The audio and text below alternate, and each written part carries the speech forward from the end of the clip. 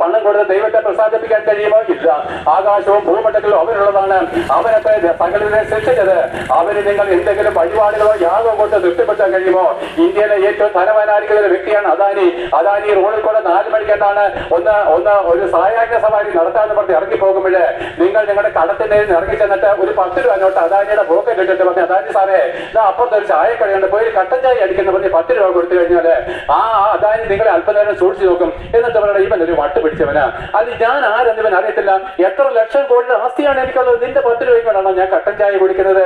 പ്രിയപ്പെട്ട ഒരു മനുഷ്യന്റെ അവസ്ഥയാണെങ്കിൽ ആകാശത്തെയും ഭൂമിയെയും ഭൂമണ്ഡലങ്ങളെയും വിരിച്ചവനും ഈ സർവ്വപ്രപഞ്ചത്തിന്റെയും ഉത്ഭവമായിരിക്കുന്ന ഈ യേശുക്രിസ്തുവിന് നിങ്ങൾ പണം കൊടുത്തോ വഴിപാട് കൊടുത്തോ യാഗം കൊടുത്തോ ദൈവത്തെ പ്രസാദിപ്പിക്കാൻ കഴിയത്തില്ല. അവൻ ആഗ്രഹിക്കുന്ന ഒറ്റ കാര്യം നിന്നെ തന്നെ സമർപ്പിക്കുക. കർത്താവേ, ഞാൻ പാപിയായിരിക്കുന്ന ഒരു മനുഷ്യന് അയ്യോ എന്റെ പാപനിമിത്തം എനിക്ക് മുമ്പോട്ട് ചലിപ്പാൻ കഴിയുന്നില്ല, ആകയാൽ ഞാൻ എന്റെ പാപമോചനത്തിനായിട്ട് എനിക്ക് വേണ്ടി മരിച്ച യേശുക്രിസ്തുവിനെ ഞാൻ എന്റെ രക്ഷകനും കർത്താവുമായിട്ട് അംഗീകരിക്കുന്നു എന്ന് പറഞ്ഞുകൊണ്ട് നിന്നെ തന്നെ സമർപ്പിക്കുവാൻ ദൈവം നിങ്ങളോട് കൽപ്പിക്കുന്നു.